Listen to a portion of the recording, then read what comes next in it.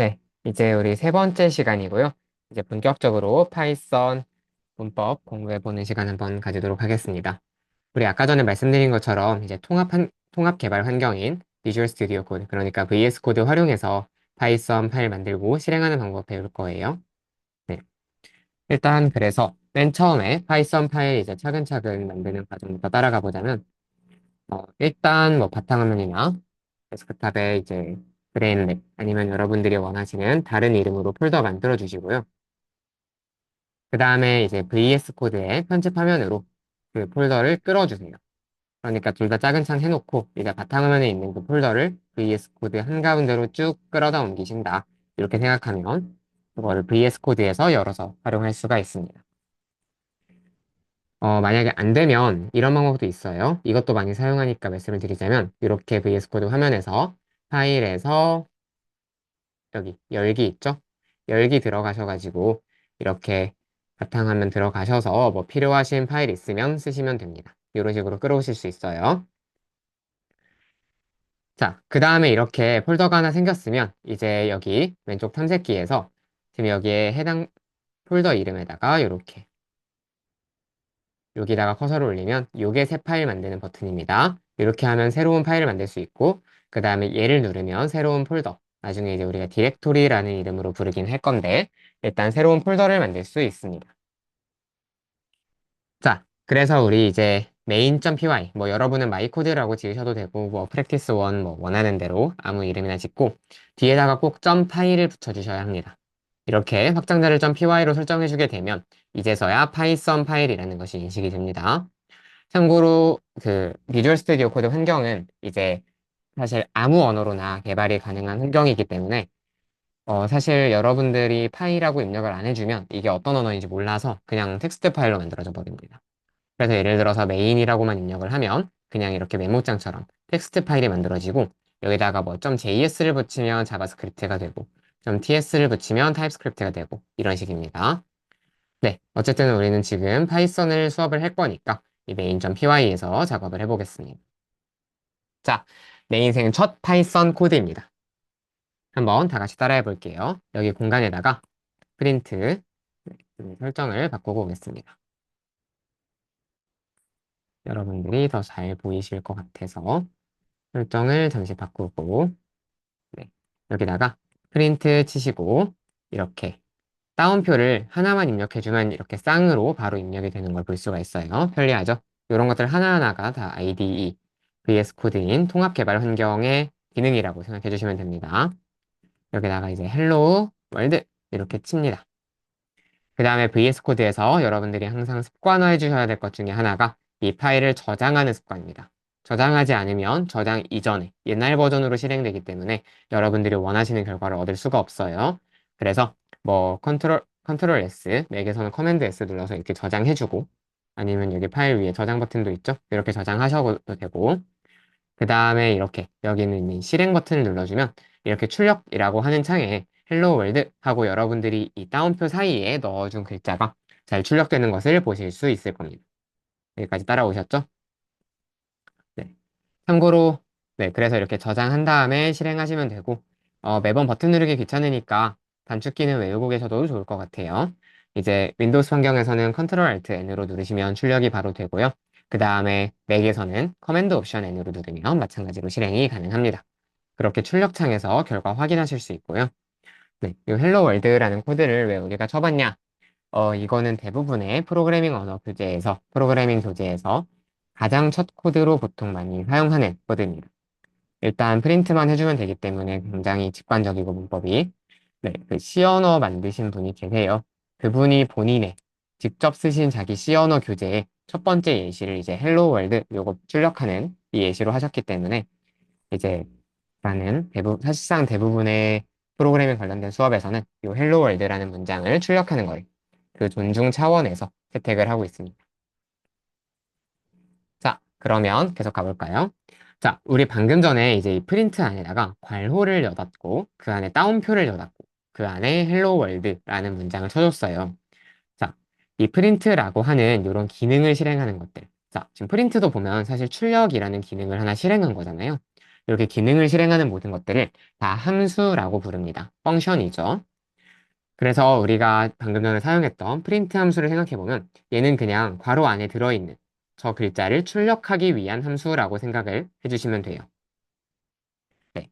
이거는 이따가 설명을 드리겠지만 참고로 이 프린트라고 하는 거는 코드에다가는 아무런 기능을 미치지 못하고 다만 이렇게 출력창에다가 지금 내 프로그램이 제대로 돌아가고 있는지를 확인할 때 사용한다라고 생각을 해주시면 좋겠습니다. 자, 이제 프린트 함수의 구조 한번 살펴볼 텐데요. 정말 간단하죠? 프린트에서 이렇게 괄호 여닫고 그 안에다가 내가 출력하고 싶은 것들을 이렇게 쭉 써주면 됩니다. 만약에 여러분들이 그런데 3이라는 숫자를 출력하고 싶다면 이렇게 숫자로 그냥 넣고 바로 출력을 해줘도 되는데 여러분들이 헬로 월드 이런 문자를 출력하고 싶으면 네, 요거를 그냥 실행을 해보면 바로 이렇게 뭔가 알 수 없는 오류, 에러라고 써 있죠. 오류가 나는 걸 볼 수 있습니다. 이렇게 아까 3처럼 숫자를 출력할 때는 그냥 이렇게 숫자만 써줘도 되지만 헬로 월드처럼 어떤 글자를 출력할 때는 반드시 따옴표로 감싸주어야 한다는 거 기억을 해주세요. 따옴표로 감싸주면 다시 알맞게 출력이 되는 걸 볼 수가 있습니다. 자, 우리 이제 파이썬에서 첫 번째로 프린트라는 함수 한번 공부해봤는데 함수가 무엇일까요?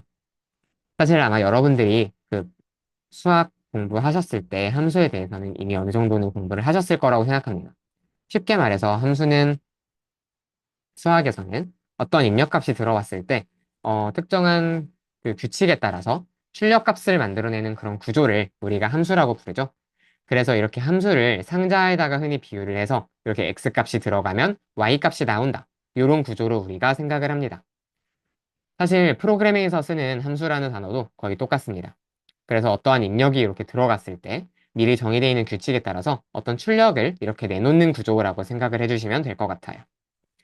근데 이제 아까 전에 얘 프린트 함수 같은 경우에는 뭔가를 그러니까 내놓는다기보다는 그냥 이렇게 출력이라고 되어 있는 이 창에다가 띄워주는 역할이 더 강하다라고 우선은 생각해 주시면 좋을 것 같아요. 프린트는 살짝 특이한 함수기는 합니다. 자, 그래서 함수는 기본적으로 여기 그림처럼 어떤 인풋이 들어가면 펑션을 거친 뒤에 아웃풋을 나오는 이런 구조로 되어 있고요. 프로그래밍에서는 이 입력과 출력을 그냥 인풋 아웃풋이라고 부르지 않고 각각 특별한 이름으로 불러주기 때문에 요거를 먼저 알아주시면 좋겠습니다. 여기 입력으로 들어가는 걸 우리가 인자, 파라미터라고 부릅니다.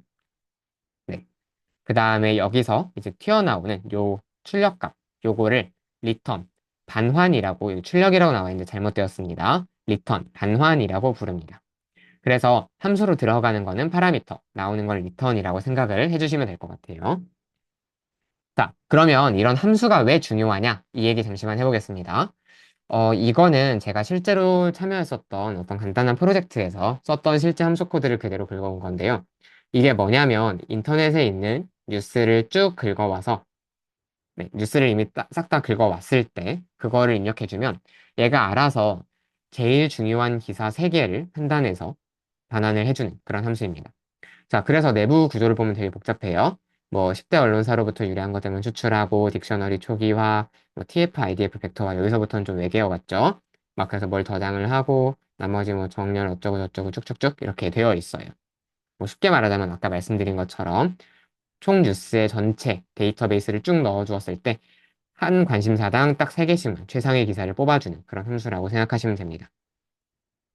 자, 그런데 이 기능을 생각해보면 되게 복잡하잖아요. 내부에 과정이 엄청 많아요. 그런데 우리는 이거를 select news라고 하는 아주 간단한 함수 이름으로 적어 두었습니다. select news라는. 그러면 어떤 장점이 생기냐? 우리가 요렇게 함수가 내부적으로 동작하는 원리가 있잖아요. 이거를 하나도 몰라도 돼요. 대신에 우리는 딱 select news라는 요 함수에다가 전체 뉴스 목록을 넘겨주면 알아서 제일 중요한 그 관심사별로 3편, 총 48편의 기사를 뽑아준다 라는 것만 알면 됩니다. 그래서 이 내부에서 뭐 벡터를 어떻게 처리하니, 언어적으로 어떤 프로세스를 거치니 이런 것들이 굉장히 복잡하지만 우린 이걸 알 필요가 하나도 없게 되는 거예요. 그냥 이 select juice라는 이름의 함수를 사용할 때는 데이터베이스를 넣어주면 제일 중요한 기사를 뽑아준다. 요거를 알고 그냥 적극적으로 사용을 하면 되는 것뿐입니다. 프로그래밍에서 이렇게 내부 구조가 복잡할 때 이거를 싹 다 숨겨버리고 이렇게 외부적으로 우리가 딱 필요한 사실, 이름, 무엇이 들어갔을 때 무엇이 나오는가 요것만 이렇게 바깥에 보여주는 것을 우리가 추상화, abstraction이라고 하는데 특히 프로그래밍 언어에서 이런 함수를 제대로 사용하는 것은 모든 추상화의 핵심이라고 생각해 주시면 되겠습니다. 자, 그런 의미에서 함수를 우리가 사용한다라는 거를 말씀을 드렸고요. 뭐 또 한 가지 이유 말씀드리자면, 이렇게 복잡한 함수가 있을 때 우리가 이 기능을 사용해야 될 때마다 이 내부 코드를 쭉 입력하는 거는 너무 번거롭겠죠? 그러니까 미리 이런 기능을 하나의 셀렉트 뉴스라는 이렇게 기능으로 마치 하나의 박스처럼 만들어 놓고 그냥 거기에다가 우리가 쓸 일이 있을 때마다 이 셀렉트 뉴스라는 함수를 불러와서 입력, 출력, 입력, 출력 이런 식으로 네, 사용하면 된다는 장점도 있습니다. 결론적으로 사용이 간편해지고 우리 입장에서 복잡한 내부 구조를 알 필요가 없다라고 말씀을 드릴게요. 자, 이제 한번 우리 손으로 직접 파이썬의 함수들을 만들어 봅시다. 함수는 기본적으로 파이썬 코드에서 사용할 때 정의와 호출로 나뉩니다. 자, 정의는 우리가 define이라고 하는데 뭘 하는 거냐면 이 함수가 어떤 입력값을 받아 어떤 처리 과정을 거쳐 어떤 반환 값을 내놓아야 하는지 그러니까 쉽게 말해서 아까 이 구조에서 입력, 프로세스, 반환 이 세 가지를 다 정의해주는 부분이라고 생각을 하면 됩니다. 네. 그래서 이걸 어떻게 쓰느냐 여기서부터 한번 봐주세요. 자, 왼쪽에 보면 define, 일줄인 이제 def라는 이름이 써 있고 그 뒤에다가 함수의 이름을 적어주라고 되어 있습니다. 그 다음에 그 안에다가 여러분은 괄호로 여기다가 들어갈 모든 파라미터들, 인자들, 입력값들을 쭉 나열해주면 돼요. 어떤 이름으로 쭉 입력을 해주면 됩니다. 그 다음에 그 뒤에다가 return을 써주시고 return이 반환한다는 뜻이잖아요. 그 뒤에 무엇을 반환할지 쭉 써주시면 됩니다. 어떤 구조인지 이해되시죠? 자, 그래서 한번 써볼게요. define 저는 그냥 add라는 함수를 thesam이라는 함수를 한번 만들어 볼게요. 여기다가 number1과 number2를 입력받는 함수라고 한번 생각을 해보겠습니다. 자, 그 다음에 return number1 더하기 number2 이렇게 얘를 반환한다라고 해볼게요. 그러면 이 함수는 지금 어떤 구조를 가지냐면 넘버1과 넘버2라는 두 가지 입력값을 받습니다. 그 다음에 걔네를 둘을 더한 값을 얘를 최종적인 결과로 반환해라 라는 의미가 돼요. 자, 그래서 그럼 이걸 어떻게 사용하느냐? 사용은 제가 아까 호출이라고 말씀을 드렸습니다. 호출은 영어로 call이라고 하는데 이제 밑에서 실제로 함수를 사용하는 부분이 되겠죠. 그래서 어떤 함수를 쓸지 난 지금 add라는 함수를 쓸 거니까 add라고 밝혀주고 거기다가 내가 실제로 입력할 값들을 적어줍니다. 자, 그러면 무슨 일이 일어나느냐? 요 add라는 이름을 썼기 때문에 add를 정의한 부분을 찾아갑니다. 이 컴퓨터가 알아서. 그 다음에 얘를 쭉 해석을 해요. 아, 이 add라는 함수는 두 가지 숫자를 입력받았을 때 걔네들을 더해서 돌려주는 함수구나. 그런데 그 두 가지 숫자가 뭐지? 지금 1과 3이죠? 그래서 넘버 1 자리에는 1이 들어가고 넘버 2 자리에는 3이 들어갑니다. 그러면 이 넘버 1 더하기 넘버 2라는 부분은 사실상 1 더하기 3으로 바뀌는 셈이겠죠? 그래서 이 함수는 4를 반환하게 됩니다. 어떤 구조인지 이해가 되시죠? 자, 그런데 여기서 아주 중요한 반환과 출력이라는 개념을 한 번만 우리 다루고 넘어가겠습니다. 자, 여기서부터 잘 봐주세요. 이거를 제가 지금부터 실행을 할 건데, 실행을 해보면, 아무것도 출력이 되지 않고 그냥 코드가 종료되어 버리는 걸 볼 수가 있어요. 자, 왜 그럴까요? 우리가 아까 맨 처음에 헬로 월드 출력할 때 프린트라는 함수를 배워봤습니다. 이 함수는 여기 밑에 이 콘솔이라고 불리는 이 출력 창에다가 내가 원하는 값을 띄워주는 역할이라고 했어요. 반면에 지금 여기서 우리가 4라는 숫자를 리턴 받았잖아요. 반환을 받았잖아요. 그렇지만 그러면 여기는 전체가 4로 바뀔 텐데 그 4를 출력하라는 문구가 없습니다. 프린트가 없죠. 그렇기 때문에 프로그램 언어 내에서 그냥 알아서 이 값을 4라고 계산을 한 다음에 4 잘 계산됐네 하고 더 이상 할 거 없지 하고 끝내버린 거예요. 이런 식으로 작동을 한 겁니다. 그래서 우리가 만약 이 값을 출력을 하고 싶다면 이 전체 add 1,3 얘를 프린트로 감싸 주어야 합니다. 자, 그러면 어떻게 동작을 하느냐? 일단 add 1,3을 똑같이 계산을 하겠죠. 그래서 여기로 들어가서 이걸 4라고 계산을 합니다. 그러면 이제 프린트 4가 되었으니까 얘를 화면에다가 띄워주겠죠. 대충 어떤 식으로 작동하는지 이해가 되시나요? 네. 그래서 이렇게 프린트 구문을 추가하고 실행을 해보면 비로소 4라는 값이 화면에 잘 나타나는 것을 확인할 수가 있습니다. 자, 여기서 결정적인 차이를 한번 말씀드릴게요. 그래서 함수의 반환이라는 거는 이 함수 박스에서 나온 값이잖아요. 리턴이잖아요. 얘는 그래서 함수가 어떤 입력을 받은 다음에 처리 과정을 마쳐서 그냥 특정한 값을 돌려주는 것에 불과합니다.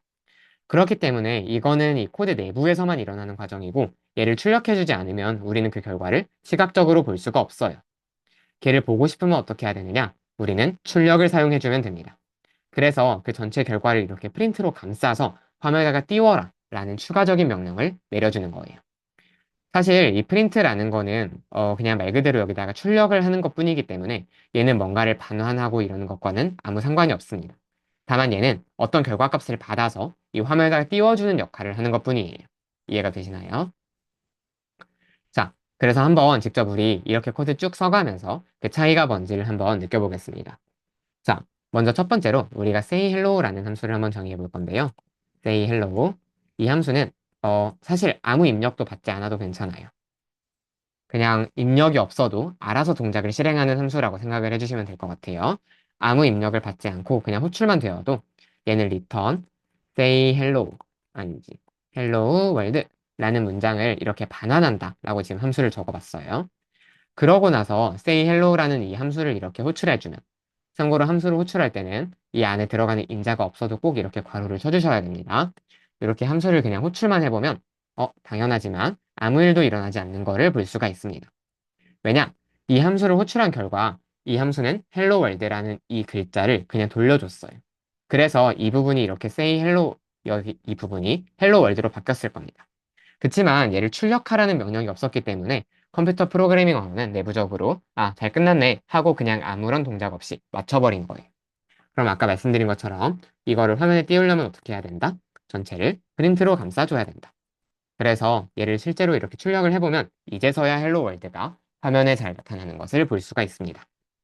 자, 이제 우리 함수를 살짝 바꿔볼 건데요. 아까 전에는 이 say hello라는 요 함수가 리턴 해주는 거였잖아요. 이 문자를.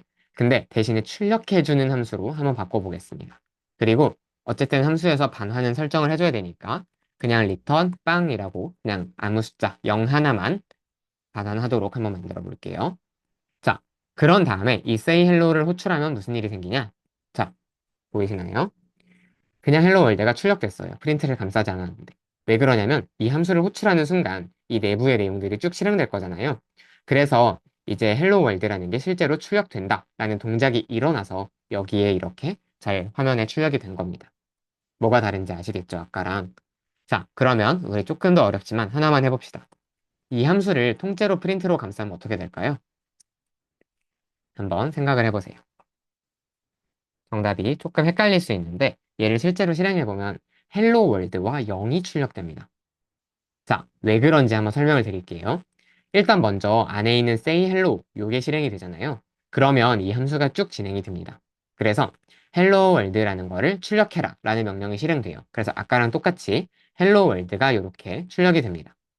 근데 이 함수는 그 다음에 돌려주는 값은 얘는 그냥 출력한다는 기능을 수행한 것뿐이고 돌려주는 값은 빵이잖아요. 그래서 이 함수를 실행한 결과는 이 헬로 월드 출력 행동과 무관하게 그냥 0이 되는 겁니다. 그래서 이 프린트 헬로 월드를 마친 뒤에 이 프린트 0이라는 구문이 실행되어서 밑에 0도 한 줄 띄고 출력되었다 라고 생각을 해주시면 되겠습니다. 어떻게 동작한 건지 이해가 되시죠? 참고로 우리가 지금은 이해를 이제 쉽게 하기 위해서 여기다가 리턴을 적어줬는데 사실 함수에서는 리턴을 생략해줘도 됩니다. 지금처럼 그냥 요 프린트 동작만 실행하는 경우에는 사실 뭔가를 반환할 필요가 없잖아요. 그냥 say hello 호출만 해주면 되지. 그래서 이런 경우에는 우리가 리턴을 굳이 안 적어주기도 합니다. 이런 경우에는 무슨 일이 일어나느냐? 함수가 기본적으로 이렇게 정의를 할 때 반환한 값을 따로 적어주지 않으면 none, 아무것도 없다라는 값이 반환이 됩니다. 그래서 실제로 이렇게 한 다음에 아무것도 반환할 값을 설정해주지 않은 다음에 아까 전에 봤던 그 코드를 실행하면 헬로 월드가 똑같이 출력된 뒤에 넌이 출력되는 걸 볼 수 있어요. 왜 그러냐? 이 뒤에 return 넌이 생략되어 있다라고 생각을 하시면 돼요. 이 함수가 나보고 뭘 반환해야 되는 거지 아무것도 지정해주지 않았네? 그러면 그냥 원래 규칙대로 넌을 반환하자라고 된 거예요. 그래서 이 부분이 넌, 프린트 넌이 되어서 그거를 그냥 띄워준 거다라고 생각을 해주시면 되겠습니다. 자, 요거는 좀 중요한 개념 차이라서 처음 프로그래밍 언어 배울 때 제가 길게 설명을 드렸고요. 옵셔널 파라미터는 우리 다음 시간에 조금 더 그 모듈과 패키지 다루기 전에 같이 다루면 좋을 것 같아서 일단 지금은 넘어가도록 하겠습니다. 자, 그 다음에 우리 주석이라고 하는 개념이 있는데 요거 한번 설명을 드려볼게요. 주석은 영어로 이제 커멘트라고 하는데 코드의 실행에 아무런 영향을 미치지 않는 텍스트를 얘기를 해요. 자, 지금 우리 썼던 이 코드 있잖아요. 여기다가 이렇게 한번 적어볼게요. 한 줄을 띄고 주석을 적을 때는 샵 하나를 앞에 붙여줍니다. 그러면 글자가 초록색으로 바뀌는 걸 볼 수가 있죠. 여기 뒤에다가 이 함수는 헬로 월드를 출력하고 넌을 반환합니다. 이렇게 설명을 써줄게요. 그러고 실행을 하면 무슨 일이 일어나느냐? 아까 전에랑, 여기가 say hello죠. 다시 출력을 해보면 무슨 일이 일어나느냐?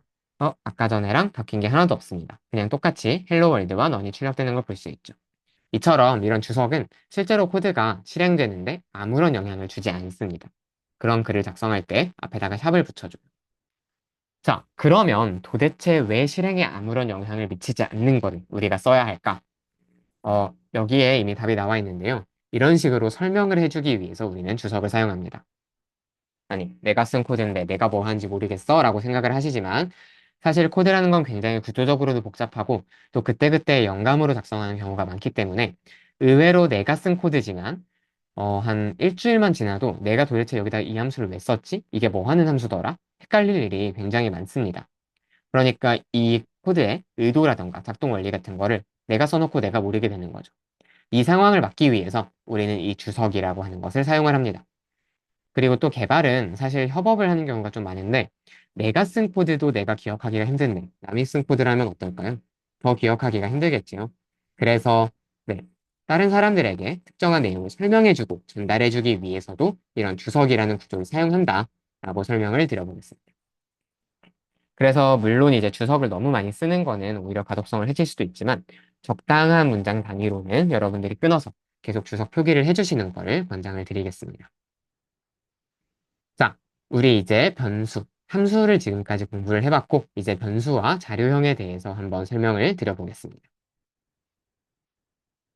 자, 변수라고 하는 건 이제 variable이라고 되어 있고 여러분들이 아시는 그 변할 수 있는 값, 그거 맞습니다.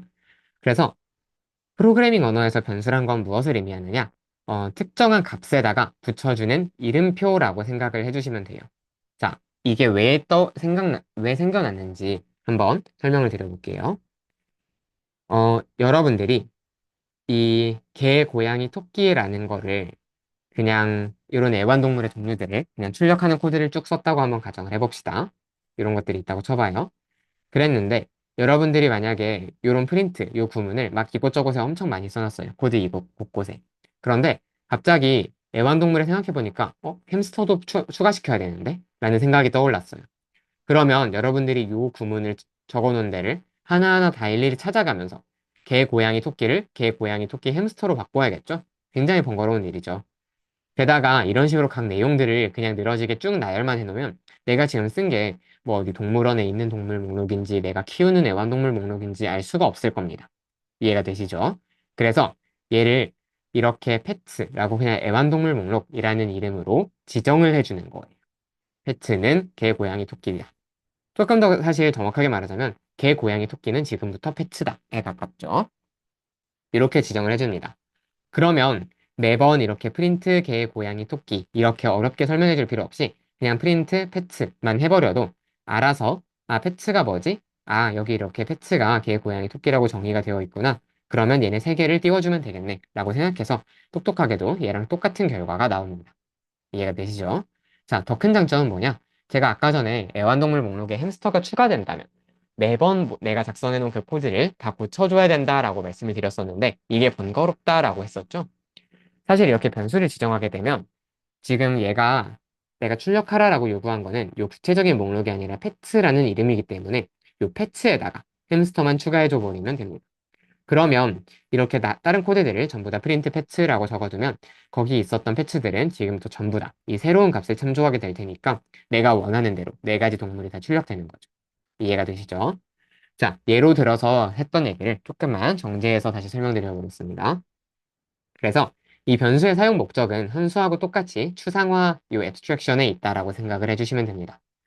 이렇게 변수의 구체적인 값을 하나하나씩 매번 적어주면 말씀드린 것처럼 뭔가를 이렇게 바꾸거나 변경하기도 힘들고 그게 무슨 의미인지도 이해하기 어렵고 그렇게 돼요. 그래서 이 전체 값들에다가 내가 원하는 이름을 딱 하나 깔끔하게 붙여주는 거예요. 이해가 되시죠? 그러면 사실 구체적인 값들을 사용할 때는 매번 이걸 번거롭게 적어주는 대신 그 이름만 불러오면 되고, 만약에 이 이름에 속해 있는 것들이 바뀌기를 바란다면 그냥 이렇게 정의하는 부분만 바꿔주면 되니까 굉장히 간편하죠? 자, 네, 그렇습니다. 그래서 변수를 어떻게 만드는지 파이썬에서 한번 얘기를 해볼게요. 사실 정말 쉽습니다. 일단 변수에 대해서는 이렇게 기본적으로 네 가지 기능이 있는데요. 조금 어렵지만 한번 설명을 드려볼게요. 선언이라고 하는 거는 어떤 변수가 있다라고 일단 먼저 만들어주는 겁니다. 컴퓨터한테는 무슨 얘기를 시키는 거냐면 지금부터 이런 변수 이름을 사용하겠다라고 얘기를 해주는 거예요. 그러니까 준비해라고 설명하는 거죠. 그래서 지금부터 넘버라는 변수를 내가 쓸 거야. 이런 이름의 어떤 이름표를 쓸 거야라고 컴퓨터한테 미리 말해주는 게 선언입니다. 그 다음에 초기화라고 하는 거는 이 변수가 가질 첫 번째 값을 지정해 주는 걸 얘기해요. 자, 넘버라는 변수는 3이라는 값을 가질 거야 라고. 그 다음에 제할당이라고 하는 거는 뭐냐면 변수의 값이 이미 지정이 되어 있긴 한데 3이라고 이걸 내가 바꿔주는 겁니다. 그래서 지금부터 넘버는 3이 아니라 5라는 값을 가질 거야 라고 이렇게 값을 바꿔주는 게 제할당이라고 생각해 주시면 돼요. 그 다음에 사용은 사실 아까 전에 그 함수에서의 호출과 굉장히 비슷한데 그 변수를 실제로 불러와서 쓰는 걸 얘기합니다. 그래서 만약에 넘버에 5라는 값이 저장되어 있다면 여러분이 앞으로 코드 어디서든 넘버라는 값을 넘버라는 글자를 적어주면 코드는 알아서 그거를 넘버가 5라고 저장되어 있는 부분을 찾아서 그냥 그대로 5로 생각합니다. 어떻게 하는지 이해가 되시죠? 자, 그래서 이걸 하는 걸 한번 살펴볼게요. 먼저 넘버를 3이라고 지정을 해줍시다. 아까 전에 우리가 선언과 초기화를 해야 된다라고 말씀을 드렸는데 파이썬은 선언과 초기화가 아주 쉬워요. 그리고 그 두 개가 동시에 일어납니다. 그냥 넘버 이퀄 3이라고 이렇게 적어주면 알아서 먼저 넘버라는 변수를 만들고 그 다음에 거기다가 3이라는 값을 넣어서 초기화를 해줍니다. 자, 그래서 여기까지 코드를 실행하면 넘버 안에 알아서 3이라는 값이 들어가는 거예요. 잘 되는지 한번 볼까요? 뒤에다가 프린트 넘버를 한번 적어줘 볼게요. 이렇게 하면 이게 사용이죠. 호출이고. 자, 실행을 해보면 3이 잘 출력되는 것을 볼 수가 있습니다. 왜 그러냐면 일단 여기서 넘버라는 이름표에 3이라는 값을 넣어주었는데 넘버를 출력하래. 그럼 넘버가 뭐지? 아, 여기서 넘버를 3이라고 내가 설명을 해줬구나. 그러면 이 넘버가 3으로 바뀝니다. 쉽게 말하자면 그래서 3이 출력된다 라고 생각을 해주시면 될 것 같아요.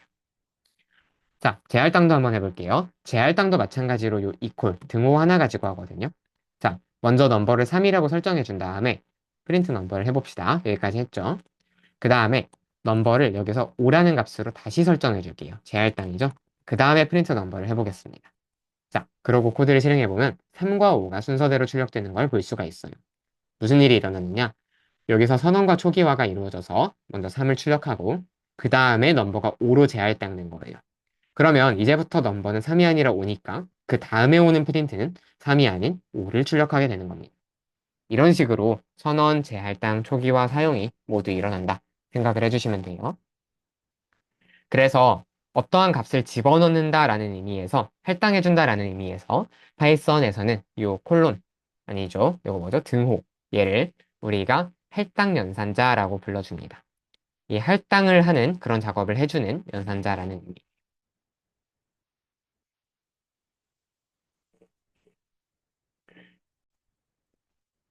네, 일단 계속해서 우리 변수를 어떻게 만들고 활용할 수 있는지 얘기를 좀 해봤고요. 그 다음에 이어서 그 변수라는 게 그래서 어떤 의미가 있는가 다시 한번 좀 되짚어 보겠습니다.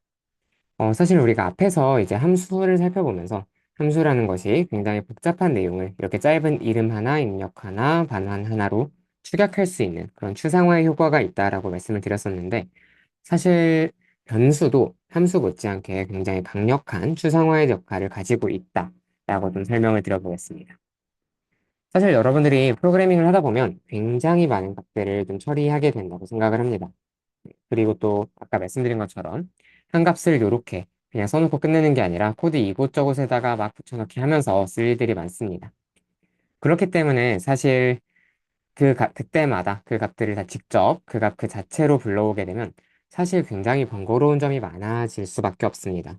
네, 그래서 저는 가급적이면 그런 값들을 그 자체로 사용하기보다 이런 식으로 전부 변수에 담아서 사용하시는 것을 권장을 좀 드려보겠습니다. 한번 생각을 해볼게요. 왼쪽 예시 한번 봅시다. 여기 보면 이제 모카, 라떼, 티라는 세 가지 종류의 변수에다가 각각 뭐 이렇게 카페 같은 데서 파는 차 이름에다가 가격을 붙이는 거겠죠? 4,500, 5,500, 3,500 이런 식으로 값을 다 저장을 해놨습니다. 그러면 여기가 만약에 프린트 뭐 4,500 더하기 5,500이었다.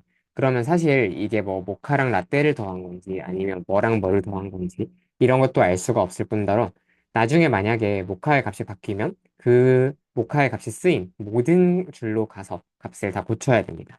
굉장히 번거롭죠. 그런 이런 상황을 우리가 유지보수에 용이하지 않다, 유지보수가 어렵다라고 말을 합니다. 그런데 이런 값들을 지금 보시는 것처럼 다 변수의 단순한 연산식들만 가지고 이렇게 적어 놓으면 조금 더 간단하게 값들을 불러와서 사용할 수 있을 뿐만 아니라 요식 각각이 무엇을 의미하는지, 예를 들어서 마지막 줄은 차 6잔에다가 라떼 3잔을 시킨 거겠구나, 이런 것들도 알 수 있고, 또 마지막으로 이제 만약에 모카의 값이 바뀌었다 하면 사실 위에 이 정의하는 부분에서 모카만 5,500원으로 고쳐주면 밑에 들어가는 모카의 값이 다 바뀌겠습니다. 이러한 의미에서 변수를 추상화하는 것은 함수를 추상화하는 것만큼이나 강력한 효과가 있다라고 생각을 해주시면 되고요. 그래서 실제로 여러분들이 개발을 보시게 되면 뭐 이런 것까지 다 변수 처리를 하냐 싶을 정도로 그냥 웬만한 값은 다 변수로 직접 처리를 한다라고 봐주시면 되겠습니다. 그렇게 할수록 점점 더 유지보수의 용이성이 올라가기 때문입니다. 네. 그래서 사실 아까 전에 우리가 예시로 봤었던 뭐 에이지가 19살 미만이라면 이 상품을 구입할 수 없다. 이런 문장도 이 19를 그대로 쓰는 대신에 에이지 threshold, 그러니까 나이의 그 제한값, 뭐 기준값 이렇게 생각하시면 되겠죠. 여기다가 이 19라는 숫자를 저장해 놓고 에이지라는 변수가 에이지 threshold라는 요 변수 미만이라면 이런 식으로 말을 바꿔주는 것이 좋습니다. 그래서 지금까지 이제 변수에 대한 개론적인 얘기 들었고요. 마지막 참고로 이제 변수나 함수 이름 깔끔하게 짓는 방법 좀 설명드리고 넘어가 보겠습니다. 뭐 사실 처음 코딩하실 때는 변수 이름을 되게 추상적으로 좀 잘못 지으시는 경우들이 많습니다. 뭐 variable 2, variable 3 막 이런 식으로 지으실 수도 있고 너무 막 축약해가지고 var2 막 이런 식으로 적으실 수도 있고 그런데 이제 변수 이름을 어떻게 지어야 유지보수하기 용이하고 또 잘 지은 이름이 되느냐 잠시 설명을 드려볼게요. 먼저 일단 변수의 용도와 목적을 아주 잘 드러내는 것이 중요합니다. 그냥 데이터라고 하면 이게 뭐 영상인지 음성인지 운동 기록인지 알 방법이 없잖아요. 그 대신에 voice recording original 이런 식으로 써놓으면 훨씬 더 이게 적어도 음성 녹음 기록의 원한이구나 요 정도를 알 수 있을 거예요. 굉장히 직관적이죠. 또 변수 이름을 너무 줄이지 않는 것도 또 좋은 방법입니다. 그냥 n 써놓으면 사실 이게 뭐 그냥 어떤 자연수 정수인지 알 수도 없고 뭐 개수일 수도 있고 사실 뭐 다른 거에 약보일 수도 있잖아요. 그러니까 이렇게 너무 줄이면 오히려 직관성이 떨어지게 됩니다. 그래서 물론 변수 이름을 막 하이프 언더스코어 6개, 7개씩 써가면서 막 길게 길게 늘리는 거는 당연히 좋은 습관이 아니지만 뭐 적어도 넘버 오브 케이스, 사례 총 개수 이런 식으로 다른 사람들이 봤을 때도 대충은 뭐에 대한 변수이구나 라는 걸 직관적으로는 이해할 수 있게 적어주시는 것이 좋습니다. 그리고 한 가지 더 이미 사실 파이썬에서는 아까 여러분들이 보셨던 뭐 프린트, def 이런 식으로 이미 정의되어 있는 함수들의 이름이 상당히 있습니다. 이런 것들을 사용하게 되면 사실 나중에 컴퓨터가 이걸 처리할 때 내가 지금 위에서 정의한 이 변수를 쓰는 건지 아니면 파이썬의 기본 기능으로서 정의되어 있는 그 자체를 쓰는 건지 굉장히 모호해집니다. 그렇기 때문에 이런 이미 있는 이름들은 사용을 지양해 주시는 게 좋고요. 마지막으로 단수와 복수 구분하기라고 되어 있는데 좀 사소하지만 요 대괄호로 쌓인 요거에 대해서는 나중에 설명을 드리겠지만 하나의 값만을 담고 있는 변수라면 이렇게 user라고만 써주고 여러 개의 값을 담고 있는 변수라면 users 이런 식으로 적어주고 이렇게 값의 개수에 따라서도 좀 단복수를 구분해 주시는 것을 권장을 드리겠습니다. 그리고 네이밍 컨벤션스라고 되어 있는데 그 여기 사실 보시면 제가 단어와 단어 사이를 여러분들이 흔히 언더바라고 부르시는 언더스코어로 구분을 해놓은 걸 볼 수가 있으실 겁니다. 사실 프로그래밍 언어나 목적에 따라서 이렇게 띄어쓰기를 나타내는 방법이 조금씩 다른데요. 지금 제가 왼쪽에 보여드린 것처럼 이렇게 언더스코어들을 이용해서 띄어쓰기를 대체하는 방법을 스네이크 케이스라고 합니다. 뭐 이런 것들을 왜 쓰냐? 간단하게 말씀드리자면 변수 사이에 띄어쓰기를 하면 서로 다른 변수로 인식이 되거나 오류가 나기 때문입니다. 그래서 결론적으로 모든 글자는 띄어쓰기 없이 연결을 되어 있어야 되는데 그러면 그 띄어쓰기의 칸을 뭘로 채워줄 것이냐? 그걸 위해서 이렇게 언더스코어를 채워준다라고 말씀드리는 겁니다. 그래서 이런 걸 이제 스네이크 케이스, 막 뱀처럼 줄줄줄줄 들어진다라고 해서 스네이크 케이스라고 부르고요. 뭐 여러분들이 나중에 자바스크립트 같은 언어를 쓰시면 거기서 이제 캐머 케이스라는 것도 보실 수가 있습니다. 여기 돼 있는 것처럼 첫 단어는 소문자로 시작을 해주고 나머지 모든 단어는 이렇게 대문자로 시작을 해주는 걸 캐머 케이스라고 하고요. 그 다음에 또 모든 단어를 대문자, 모든 단어의 첫 글자를 대문자로 나타내주는 파스컬 케이스라는 것도 있습니다. 앞으로 뭐 인공지능 파트까지는 아마 거의 파이썬 위주로 코딩을 할 거기 때문에 스네이크 케이스 중심으로 봐주시면 되는데 나중에 이제 여러분들이 웹 개발로 들어가시게 되면 파일의 목적이나 뭐 폴더의 목적이나 이런 거에 따라서 또 언어에 따라서 캐머 케이스나 파스칼 케이스도 충분히 자주 볼 수 있기 때문에 이런 게 있다 정도만 미리 알아주셔도 좋을 것 같습니다. 자, 이제 본격적으로 변수 강론으로 넘어가 보겠습니다. 사실 모든 변수라고 하는 거는 기본적으로 자료형, 데이터 타입이라는 것을 갖습니다. 이게 뭐냐? 쉽게 말해서 그 변수가 어떤 유형의 변수이냐라는 거를 의미한다라고 생각을 해주시면 됩니다. 그래서 똑같이 이제 넘버라는 변수에 저장하더라도 예를 들어서 3을 저장하면 얘는 정수형, 정수, 뒤에 소수 부분 없는 그 숫자를 우리가 정수라고 부르죠. 이런 정수형이라고 하는 자료형으로 들어가고 2.4처럼 소수 부분까지 있는 값이면 소수형이라고 하는 자료형이 할당이 됩니다. 그래서 여기 보시면 이제 뭐 되게 다양한 것들이 있네요. 정수형, 소수형 같은 숫자들도 있고, 글자를 담고 있는 문자열도 있고, 또 뭐 true라고 되어 있는 문자열이랑 뭐가 다르지 싶은 불린도 있고, 또 이렇게 여러 개의 값들을 막 담고 있는 것 같은 리스트와 딕셔너리라는 것도 있습니다. 사실 여기 적어 놓은 것 외에도 훨씬 더 많은 종류의 자료형들이 있는데요. 아까 전에 수업을 열심히 들으신 분들이라면 제가 파이썬은 다이나믹 타이핑, 동적 자료형을 지원하는 언어라고 말씀을 드렸던 걸 기억을 하실 겁니다. 그러니까 여러분들이 그냥 이렇게 값만 넣어주셔도 알아서 얘가 자료형을 판단한다는 거죠. 그러면 얘가 알아서 판단을 해주는데 우리가 왜 자료형에 대해서 공부를 하고 이해를 해야 될까요? 이유는 간단한데 사실 네, 언어에 따라서 굉장히 취급하는 방법들이 다릅니다. 자료형들. 자, 하나만 예를 들어 볼게요. 만약에 지금 제가 파이썬을 다루고 있잖아요. 지금 화면을 보시면 파이썬에서는 어, 한번 이런 걸 예시로 들어볼까요? 문자 3 이렇게 따옴표로 감싸주면 아까 글자를 표지하는 방법이라고 말씀드렸죠. 이 문자 3에다가 숫자 3을 곱해주면 뭐가 되냐면 333이 나옵니다. 파이썬에서는 규칙상 문자 뒤에다가 숫자를 곱하면 그 문자를 그렇게 반복해 주거든요. 얘가 글자로 나와야겠죠. 자, 그런데 자바스크립트라고 하는 언어를 보면 어떤 차이점이 있느냐? 거기서는 3 곱하기 3을 하면 이거를 알아먹지를 못합니다. 오류가 떠요. 자, 그렇기 때문에 언어마다 같은 자료형일지라도 다루는 방법이 다를 수 있고, 또 사실 언어에 따라서 어떤 자료형들은 그냥 같은 걸로 취급해버리기도 하고, 또 언어에 따라서 자료형을 더 세부적으로 쪼개기도 하고, 그런 차이들이 있습니다. 그렇기 때문에 여러분들이 어떤 프로그래밍 언어를 공부하실 때는 그 언어의 자료형이 어떤 특징을 가지고 어떤 규칙에 따라서 처리되는지를 이해를 해주셔야 합니다. 네. 밑에 뭐 자료 구조와 자료형이라고 잠깐 써 있는데 아주 추상적으로만 말씀을 드리자면 자료형이라고 하는 거는 개별적인 프로그래밍 언어에서 데이터가 가질 수 있는 요 타입들, 지금 제가 설명드린 이런 것들이라고 생각하시면 되고요. 자료 구조라고 하는 거는 얘네들의 조금 더 추상적인 개념이라고 생각을 하시면 됩니다. 네. 그래서 뭐 조금만 예시를 들어드리자면 여러 개의 값들을 하나의 상자 안에 막 이렇게 담고 있을 수 있는 그런 자료형이 있어요. 그걸 우리는 일반적인 이름으로는 배열이라고 부릅니다. 네, 그게 자료 구조의 이름이고요. 근데 그걸 언어에 따라서 이제 예를 들어서 C 언어에서는 어레이라고 부르고 파이썬에서는 리스트라고 부르고 이런 식으로 다양한 이름으로 구현을 합니다. 그렇기 때문에 자료 구조라는 추상적인 개념이 있고 그거를 개별 프로그래밍 언어에서는 자료형이라는 훨씬 더 실체적인 방식으로 구현을 한다라고 생각을 해주시면 됩니다. 그래서 우리는 지금부터는 자료 구조가 아니라 파이썬이라는 개별 언어의 자료형을 이해한다 생각해 주시면 되겠습니다. 자, 이제 파이썬은 어떤 자료형들이 있는지 하나하나씩 개별적인 강론으로 좀 넘어가 볼게요. 먼저 이제 정수형과 소수형이라고 하는 게 있는데요. 둘 다 어쨌든 결론적으로는 숫자, 넘버에 속합니다. 어, 그래서 아까 제가 여기서 보여드린 것처럼 기본적으로 소수 부분이 없으면 정수형, 소수 부분이 있으면 소수형이라고 생각을 하시면 됩니다. 네. 그래서 얘네들은 기본적으로 숫자이기 때문에 여러분들이 수학 시간에 배우셨을 가장 기본적인 연산을 모두 다 할 수 있습니다.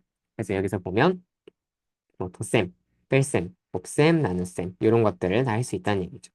그래서 실제로 파이썬에서 이런 연산을 어떻게 하느냐 하나씩 보시면 덧셈은 뭐 당연히 플러스 기호, 뺄셈은 마이너스 기호로 하고요. 네, 사실 뭐 하이픈이죠. 그 다음에 곱셈은 우리가 요거 아스테리스크 요거 별표로 합니다. 그리고 나눗셈은 요거 슬래시 하나가 나눗셈을 의미를 합니다. 자, 하나만 말씀드리자면 나눗셈 같은 경우에는 수행할 때 다른 것들은 모두 그 연산할 때 어떤 규칙이 적용되냐면 정수형과 정수형을 연산하면 무조건 정수형이 나오고요. 그 다음에 소수형이 하나라도 끼면 연산하는 값에 소수형이 하나라도 끼면 무조건 소수형으로 나옵니다. 위에 네 가지 연산은 그런 특징이 있는데 딱 하나 예외 나눗셈 같은 경우에는 정수를 정수로 나누더라도 이렇게 보통 나머지가 그 뒤에 소수 부분이 이렇게 쭉 길게 이어지기 때문에 유리수 구조로 그렇기 때문에 항상 소수형이 나옵니다. 그래서 만약에 15 나누기 5처럼 딱 떨어지는 연산을 여러분들이 하시더라도 3.0 이렇게 소수형으로 변환이 돼서 나오는 걸 보실 수가 있습니다. 자, 몇 가지 연산만 더 설명드릴게요. 요거 별표 두 개 붙이시면 거듭 제곱이 돼서 13 별표 두 개 3 하면 13의 3제곱 그래서 2197이 나오고요. 그 다음에 퍼센트랑 슬래시 두 개는 각각 나머지와 몫을 의미합니다. 그래서 13% 3 하면 13을 3으로 나눈 몫이죠. 아니죠. 나머지죠. 그래서 1이 나옵니다. 그리고 13을 슬래시 두 번 3을 하면 13을 3으로 나눈 몫이 되기 때문에 4가 된다. 이렇게 말씀을 드리겠습니다. 그래서 밑에 있는 두 줄씩처럼 만약에 연산 여러 개가 결합되어 있으면 무슨 일이 생기느냐?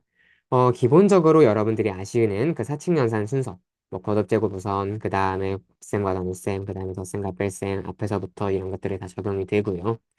그 다음에 이런 식으로 괄호로 묶으면, 네, 당연히 그 괄호부터 우선 연산이 됩니다. 그래서 만약에 여러분들이 연산 순위가 좀 헷갈리시거나 뭐를 특별히 좀 강조를 하고 싶다 하면 특별히 괄호로 묶어서 이렇게 연산의 우선순위를 지정해 주시는 걸 권장을 드리겠습니다. 자, 여기서 쓸 수 있는 함수 하나만 설명을 드리겠습니다. 라운드라고 하는 함수가 있는데요. 라운드라는 거는 기본적으로 파라미터, 인자로 두 개의 값을 입력을 받습니다. 그래서 첫 번째 값은 여러분들이 반올림 하려는 대상이고 두 번째는 반올림 하려는 최대 자릿수인데요. 그래서 네, 여기 예시를 보면 지금 3.14라는 값에다가 1, 이 두 개를 같이 인자로 넣어주고 있습니다. 자, 그럼 어떤 결과가 나오냐? 여기 3.14라는 숫자를 반올림해서 1이라는 거는 소수 한 자리만을 남겨라가 됩니다. 그래서 이렇게 3.1이라는 값이 출력이 됩니다. 그래서 지금 보신 것처럼 라운드라는 함수는 기본적으로 반올림을 해주는구나 라고 생각을 해주시면 되고요. 네. 혹시 만약에 여러분들이 반올림을 그 소수 단위가 아니라 그냥 딱 정수로 반올림을 하고 싶다. 3.14를 딱 3으로 반올림을 하고 싶다. 그러면 당연히 뒤에 소수점이 없는 거니까 이 1자리에다가 대신에 빵을 적어주시면 되겠습니다. 아니면 여기 적혀 있는 것처럼 뒤에 있는 숫자를 입력을 안 하고 그냥 3.14만 넣고 괄호를 닫아버리셔도 아, 얘가 알아서 정수 단위에서 하라는 거구나 라고 이해를 하게 됩니다. 자, 다음으로 우리 문자열 한번 살펴보겠습니다. 네.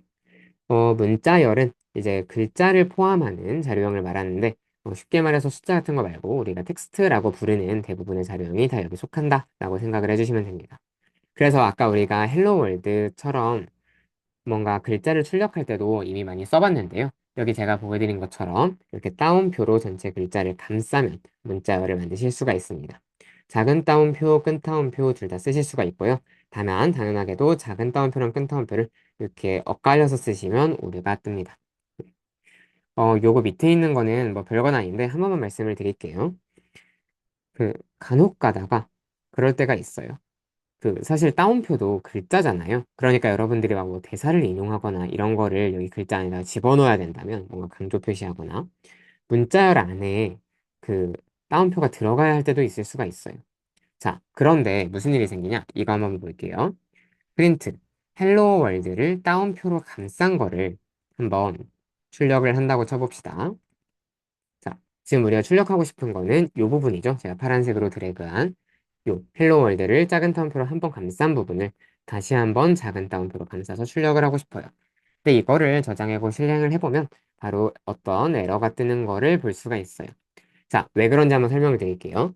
아까 전에 같은 이 따옴표를 만나면 바로 문자를 닫는다, 문자를 하나를 완결시킨다라고 설명을 드렸습니다.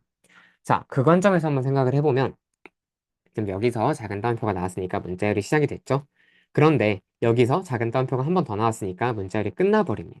무슨 말이냐면 이 부분이 통째로 아무것도 들어있지 않은 빈 문자열로 인식이 되었다라는 얘기예요. 이 뒷부분도 마찬가지죠. 그럼 가운데 이 헬로 월드는 뭐냐? 프린트라는 함수가 인식할 수 없는, 알 수 없는 데이터가 되어버립니다.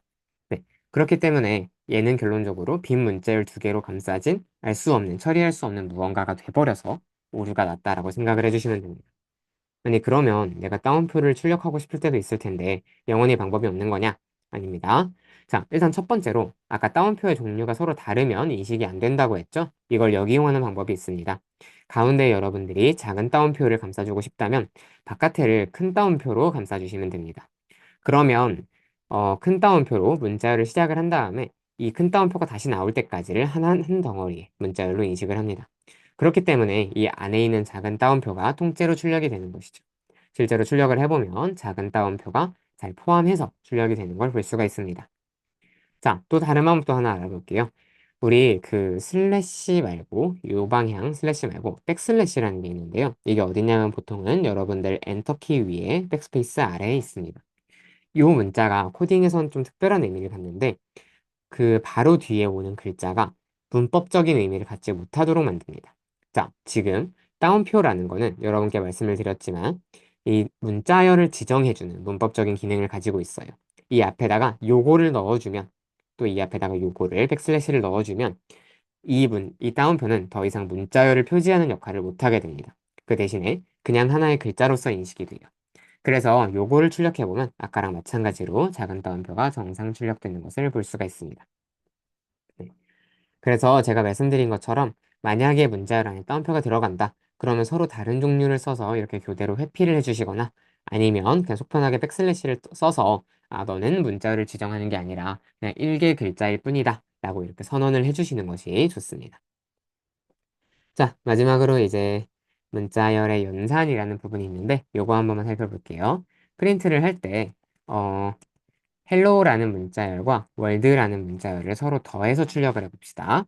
그러면 무슨 일이 일어나느냐? 이 두 문자열이 그대로 붙습니다. 공백이 없죠. 공백 없이 그냥 붙습니다. 그래서 문자열 두 개에 대해서 덧셈 연산을 수행하면 걔네 두 개가 그냥 붙어버리는구나 라고 생각을 해주시면 됩니다. 자, 한편 쉼표로 연결하면 어떻게 되냐? 아까랑 똑같이 두 개의 문자를 결합시켜 주는데 다만 가운데에 공백, 스페이스를 한 칸 띄운다라고 생각을 해주시면 돼요. 마지막으로 하나만 더 살펴보겠습니다. 헬로우에다가 곱하기 숫자 3을 하면 제가 아까 보여드리긴 했는데 문자열 곱하기 숫자는 문자열을 그 숫자 횟수만큼 반복한다라는 기능을 갖고 있습니다. 그렇기 때문에 헬로 헬로 헬로가 3번 이렇게 출력된다 라고 설명을 드리겠습니다. 여기에 이제 문자열의 포매팅이라고 나와 있는데, 이거는 사실 중요한 내용이 아니기는 한데, 그냥 한 번만 설명을 드려볼게요. 여러분들이 생각보다 유용하게 쓰실 수 있는 내용이긴 해서. 자, 여기 하나만 예시를 얹어 보겠습니다. 여기에 지금 프린트, 여러분들이 뭐, 이어, 먼스, 데이에다가 날짜를 저장해놨다고 칩시다. 뭐, 네. 2024년 12월 22일 이런 식으로 여기다가 날짜를 저장을 해놨다고 한번 가정을 해볼게요. 그랬을 때 사실 이런 식으로 문자열 그다음에 변수, 문자열 변수, 문자열 변수 이런 식으로 쭉쭉쭉쭉 붙이면 사실 얘네들이 출력은 잘 됩니다. 출력에는 문제가 없어요. 네. 왜냐면 얘들을 그냥 다 서로 붙여서 이렇게 출력을 해줄 테니까. 근데 문제가 뭐가 있냐면 요러면 사실 아까 전에 그 덧셈으로 연산을 할 때는 그 사이에 띄어쓰기가 다 날아간다라고 말씀을 드렸죠? 그러니까 띄어쓰기가 만들어지지 않는다라고 말씀을 드렸습니다. 그러면 일단 첫 번째로 띄어쓰기가 내가 어디다가 해줘야 될지를 관리하기가 은근히 어려워. 자, 이거 한번 실제 예시로 보여드릴게요. 이어에다가 2024라는 문자를 넣고요. month에다가 10이라는 문자를 넣고요. 그 다음에 day에다가 22일이라는 문자를 넣겠습니다. 이렇게 하고 한번 쳐볼게요. 그 다음에 프린트, 오늘은 다음에 year, 년,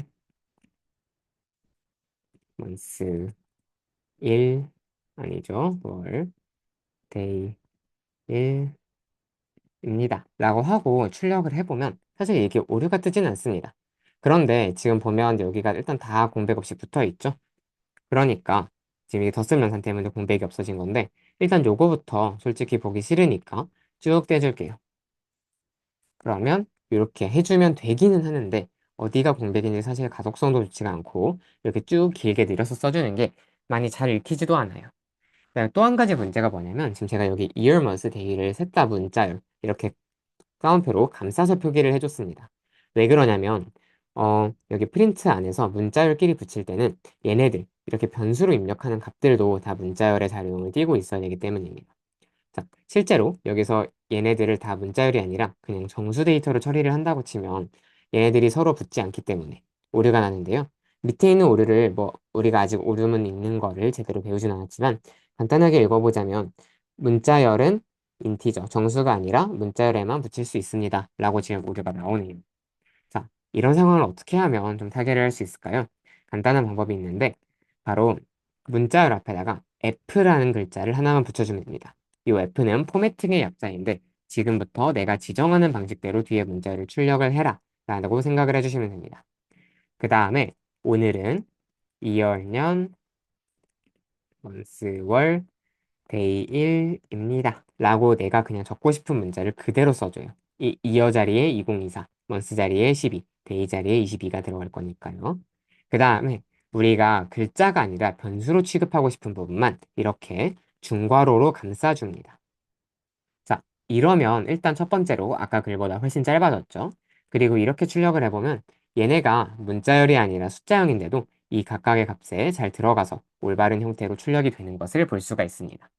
우리가 이런 거를 문자열의 포매팅이라고 합니다. 그래서 이렇게 F 하나 찍어 놓고 다운표 안에다가 변수로 들어갈 부분을 중괄호로 감싸주면 이 변수의 종류가 무엇이든 문자열로 자동으로 변환해서 이렇게 알맞은 위치에 포함을 시켜주게 됩니다.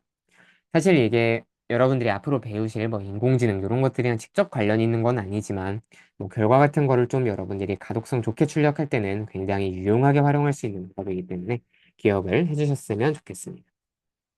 자, 우리 불린형 한번 살펴보겠습니다. 아까 전에 우리 문자열, 정수형 이런 기본적인 것들을 봤는데 불린형이라는 말은 살짝 어색합니다. 자, 이거를 이해하시려면 먼저 불이라고 하는 게 뭔지를 좀 이해를 하셔야 되는데요.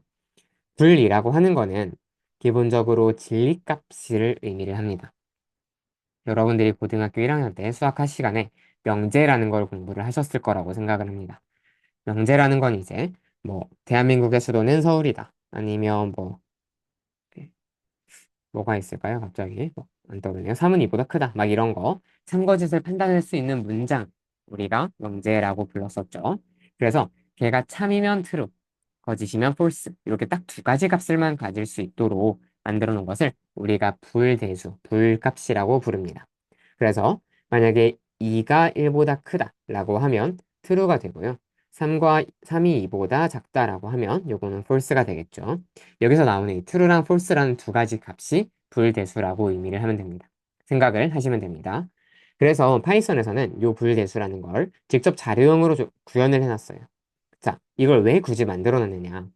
이걸 잠깐 설명드리자면 예를 들어서 if age가 18살 초과다라는 이런 어떤 조건식이 하나 있다고 생각을 해볼게요. 우리가 조건식을 아직 배우진 않았지만 직관적으로 나이가 18살을 초과한다면 이라는 의미라는 거 정도는 알 수가 있죠. 자, 그러면 파이썬은 이 조건식을 어떻게 처리를 하느냐? 먼저 age가 18보다 실제로 큰지를 판정을 합니다. age라는 변수가 어디 딴 데 있었겠죠. 자, 그래서 만약에 이게 true가 된다. 그럼 그냥 if true가 돼버리는 셈이잖아요. 이 if라는 거는 밑에 값이 그 다음에 오는 값이 true일 때만 그 다음에 이후의 내용들을 쭉쭉쭉쭉 수행을 합니다. 그래서 얘가 if true가 돼버리면 얘가 참이라고 판단을 해서 정상적으로 내용이 수행이 되고 만약에 age가 뭐 17, 16 이런 식으로 조건을 만족시키지 않았다.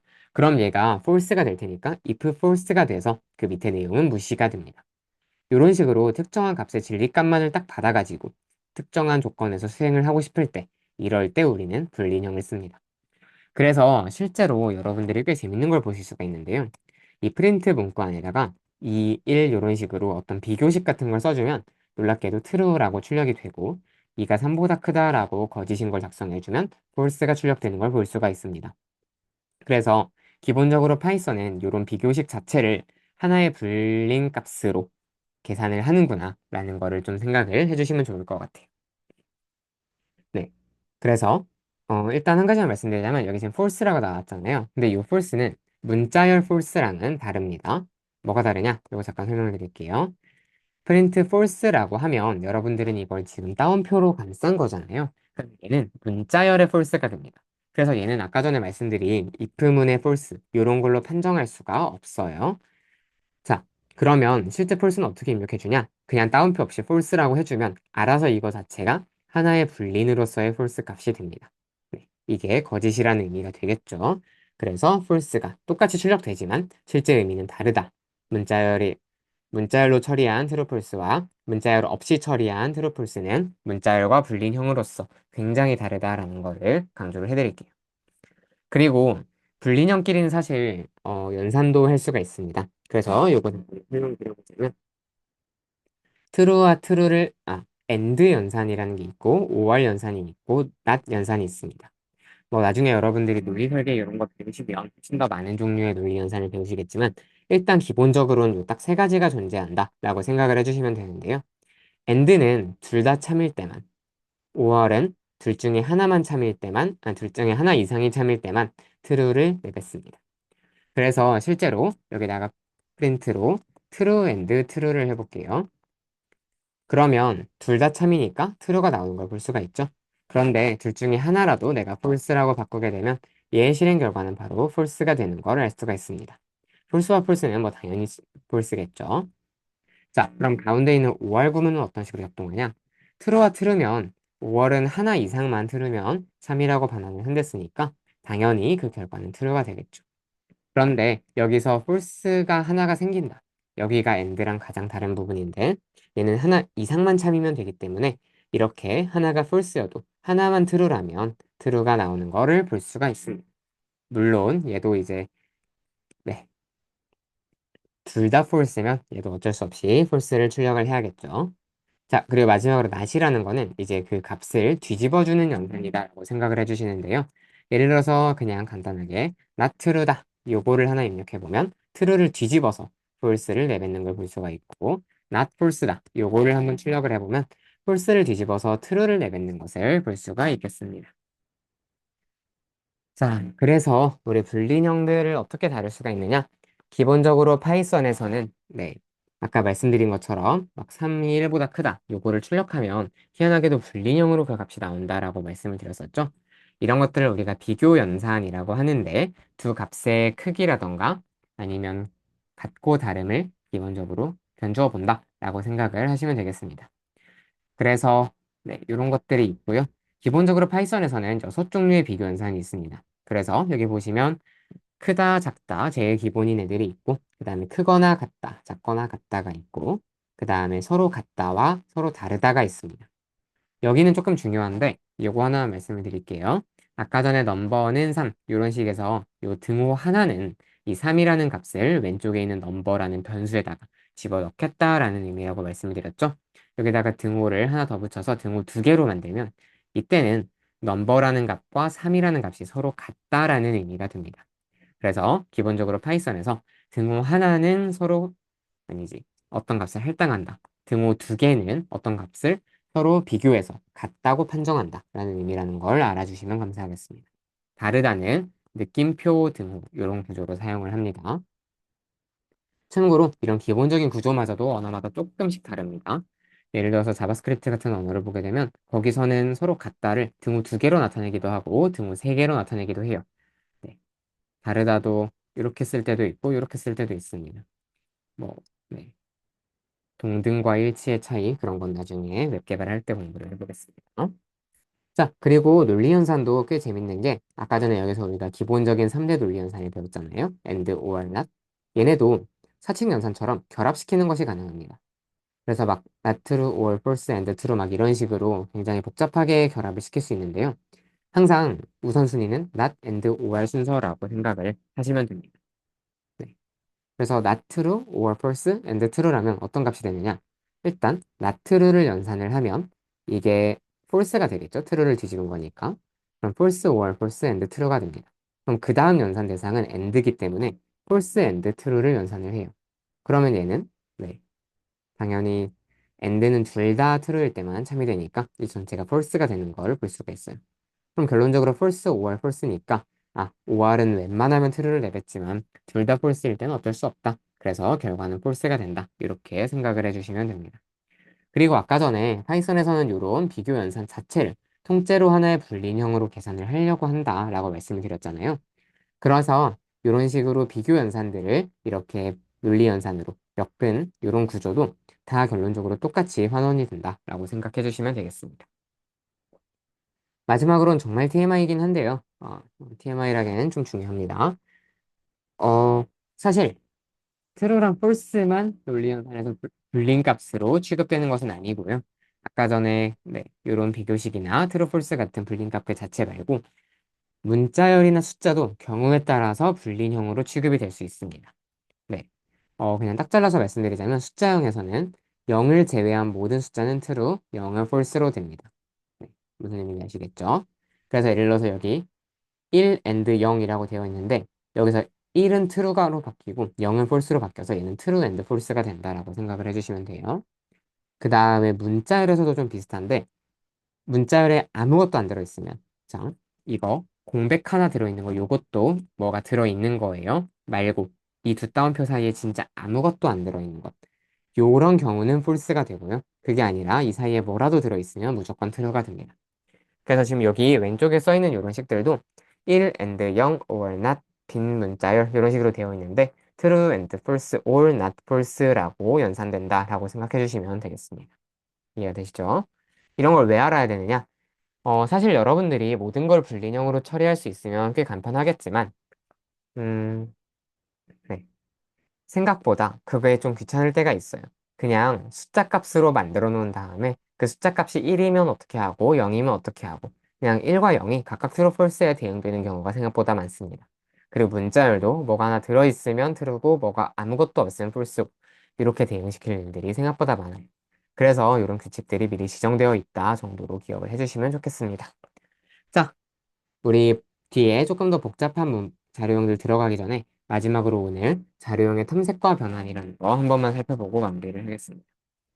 일단 타입이라는 함수 하나를 말씀드릴 텐데요. 얘는 파라미터, 인자로 딱 하나의 값을 입력받아서 걔의 자료형을 반환을 해줍니다. 자, 그래서 한번 타입 3의 자료형이 뭐라고 나오는지를 출력시켜 볼게요. 얘를 프린트로 써서. 그러면 결과값이 클래스 뭐 이건 무시하시고 그냥 인티저, 정수형이라고 나오는 걸 볼 수가 있어요. 뒤에 3.0으로 만들어주면 어떻게 되냐? 그러면 이제 소수형이기 때문에 플롯이라고 플로팅 넘버라고 나오는 걸 볼 수가 있고요. 이 3을 따옴표로 감싸주면 문자열이 되었기 때문에 스트링의 약자인 str이라고 나오는 걸 볼 수가 있습니다. 이렇게 더 해볼까요? 만약에 false를 넣는다 하면 얘는 이제 불이라고 나오는 걸 볼 수가 있습니다. 아까 전에 배운 불린 값이기 때문이에요. 그래서 기본적으로 이 타입이라는 함수는 이런 형태로 얘의 자료형을 반환을 해주는구나 라고 이해를 해주시면 되고요. 그 다음에 사실 파이썬에서는 이런 자료형들을 서로 바꿀 수가 있어요. 자, 한번 예를 들어 볼게요. 프린트 3.0을 하면 뭐 이거는 볼 것도 없이 당연히 3.0이 나오겠죠. 그런데 만약에 얘를 우리가 정수형으로 바꿔주고 싶다. 그러면 프린트 인티저 3.0 이렇게 바꿔주면 됩니다. 요 int라는 함수는 파라미터로 넘겨받은 하나의 숫자 값을 정수형으로 바꿔준다라고 생각을 해주시면 됩니다. 그래서 여기다가 3.0을 넣고 이렇게 돌려보면 3이 나오는 걸 볼 수가 있어요. 이 3.0은 소수형이었지만 이 int라는 함수가 정수로 바꿔서 정수형으로 올바르게 출력이 된 걸 볼 수가 있습니다. 얘는 다른 데서도 마찬가지로 잘 작동이 되는데 예를 들어서 int 문자열 3을 돌려도 이렇게 잘 3이 나오는 걸 볼 수가 있어요. 이런 함수들이 그럼 자료형마다 하나씩 있겠죠. 예를 들어 소수형으로 바꿀 때는 float이라는 함수를 써주면 이렇게 3.0이 나오는 걸 볼 수가 있고요. 여러분들이 만약에 어떤 숫자 값을 문자열로 반대로 바꾸고 싶다 하면 str, 스트링의 약자라고 말씀드렸죠. 얘를 써주면 물론 이제 따옴표가 출력되진 않으니까 네. 우리 눈에 따옴표가 보이진 않지만 이 3이라는 것이 문자열로 바뀌어서 나오게 됩니다. 그리고 뭐 아까 전에 심지어 이런 것도 가능한데 아까 전에 0이 아닌 모든 숫자는 다 true로 취급된다라고 했었죠. 그래서 얘를 불로 감싸고 출력해보면 true가 되는 것도 볼 수가 있을 겁니다. 네, 이해되시죠? 물론 뭐 가끔 가다가 안 되는 변환들도 있어요. 예를 들어서 hello를 정수로 바꿔라. 이거 당연히 어림도 없겠죠? 여기 보면 뭐 값이 오류가 났다 이런 말이 뜨는데 당연히 hello는 그에 대응되는 정수값이 없기 때문에 바꿀 수 없다라고 결론이 났다 생각하시면 되겠습니다. 네, 이해가 되시죠? 그래서 이렇게 자료형을 확인할 수가 있고 타입 함수를 이용해서 그 다음에 자료형들을 타입 컨버전 이런 int, 플로트, 스트링, 뭐 불, 그리고 또 뒤에 배울 리스트, 딕트 이런 함수들을 활용해서 형을 서로 변환해 줄 수도 있다라고 말씀을 드리겠습니다. 네, 오늘 수업 그래서 여기까지 하고요. 다음 시간에 이제 좀 중요한 내용, 변수의 제할당 하나 공부를 하고요. 여기 참고라고 적어놨는데 이걸 도저히 참고로 넘어갈 수가 없는 내용입니다. 그 다음에 조금 더 복잡한 자료형인 리스트와 딕셔너리, 그리고 파이썬에서 또 중요한 제어문인 조건문과 반복문에 대해서 공부를 해보겠습니다. 네, 오늘 파이썬 기본 문법 수업 잘 따라와 주셔서 고맙고요. 오늘 수업했던 내용 잘 숙지해서 다음 시간 수업 따라가는데 지장 없도록 해주시기 바랍니다. 네, 긴 시간 고생하셨습니다.